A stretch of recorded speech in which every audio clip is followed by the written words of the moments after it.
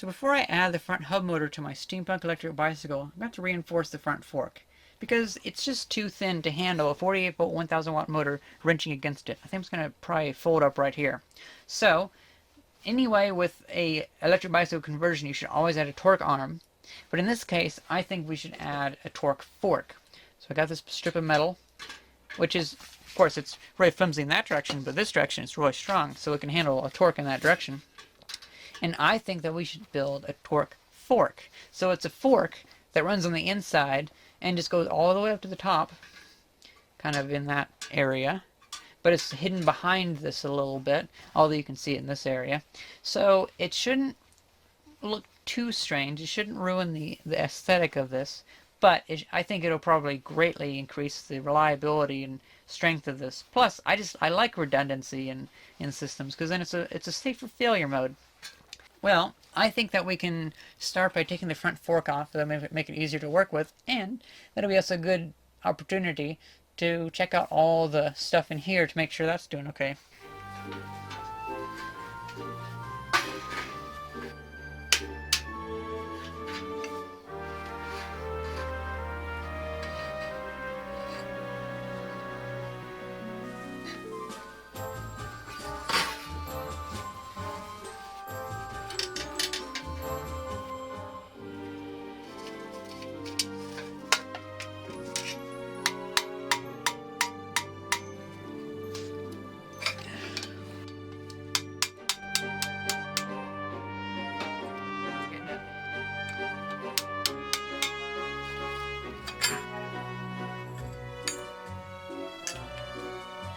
There's pretty much no grease on any of these parts.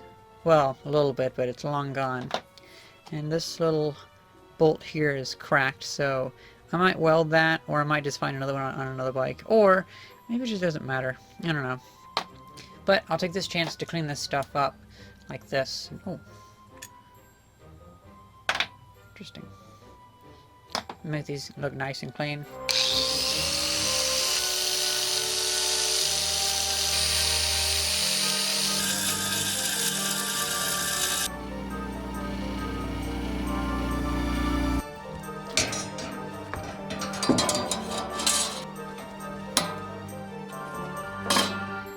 Oh, nice. So this one's already angled because of my cut.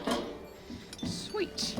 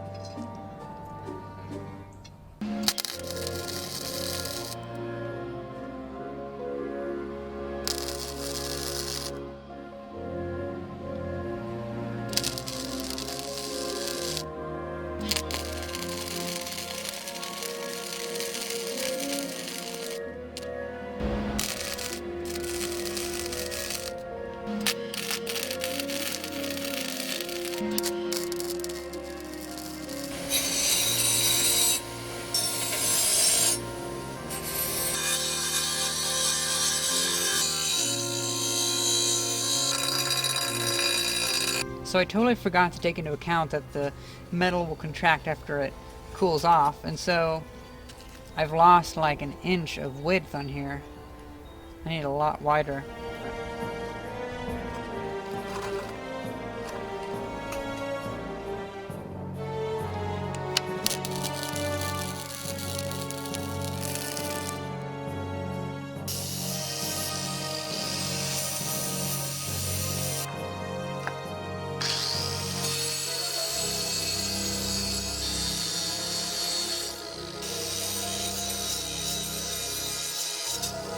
So there we have it. I consider that fully done.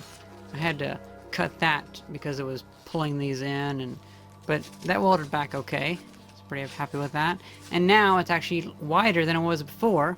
And I just checked with my other hub motor, and it is now capable of holding the hub motor. So that's pretty cool. I also made these a little wider to help hold that. But yeah, I'm really happy with that.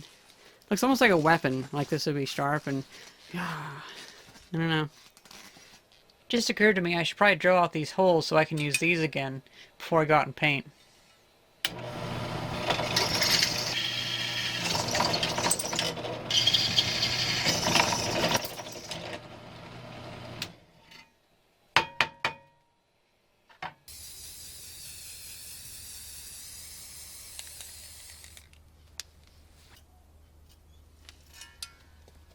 Time for the second coat. I let it sit for about 30 minutes.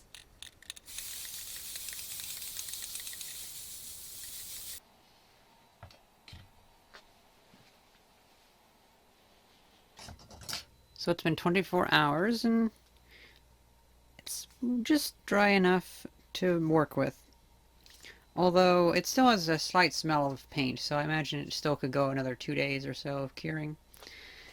But it's actually very difficult to scratch with your fingernails, so yeah, it's not going to be too bad. I'll still be careful with it though.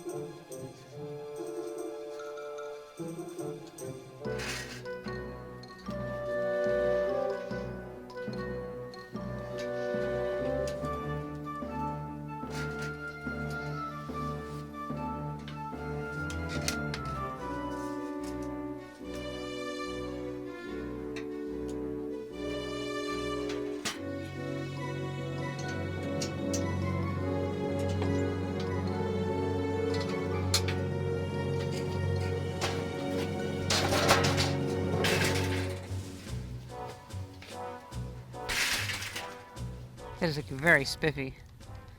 I'm also glad that I made them angle in too. So cool. Well, let's give it a spin.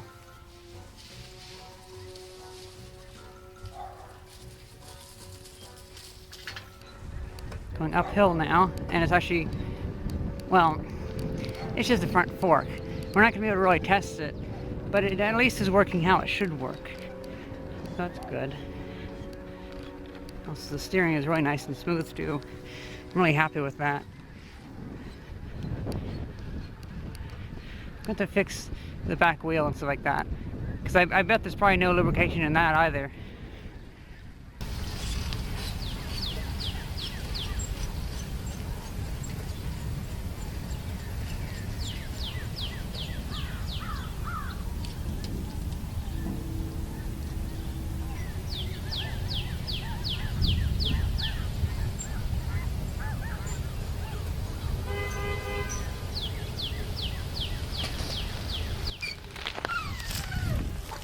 Looks like I forgot to fully tighten up the front bolts. It's kind of odd, unless I stripped them out. Because now the hub connector is wider than the space, well, it pushes the nut off. So there isn't enough threads to go all the way through the nut anymore. So that's unfortunate. But it should work fine with my electric hub motor, because that one has a very wide axle. Yeah, it's rubbing a little bit, but nothing too bad.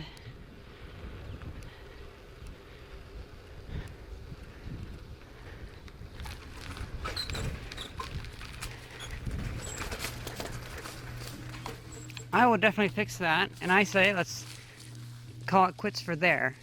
We can make the next video be about, well, I don't know. I'm thinking I might make the next video about lubricating all the stuff that needs to be lubricated, and then we can do a video about electrifying it. Somebody got out. Oh well, not my problem. Well, I hope you guys enjoyed this video, and thank you very much for watching. See ya!